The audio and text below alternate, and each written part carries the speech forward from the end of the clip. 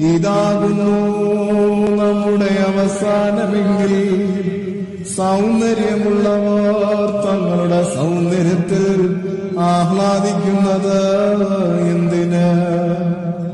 ഇതാകുന്നു നമ്മുടെ അവസാനമെങ്കിൽ ധനവാന്മാർ തങ്ങളുടെ ധനത്തെ പറ്റി അഹങ്കരിക്കുന്നതെന്തിന്? ഇതാകുന്നു നമ്മുടെ അവസാനമെങ്കിൽ വിദ്വാൻമാർ തങ്ങളുടെ വിദ്യയിൽ പുകഴുന്നത് എന്തിന്?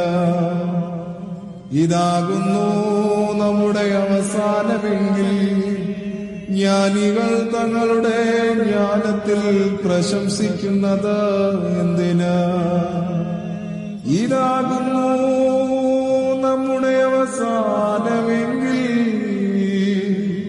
യൗവനക്കാർ തങ്ങളുടെ സാമർത്ഥ്യത്തിൽ ചാഞ്ചാടുന്നത് എന്തിന്? ഇതു നിമിത്തമായി മരിച്ചവരെ ഉയർത്തെഴുന്നേൽപ്പിക്കുന്നവനെ നിനക്ക് സ്തുതി.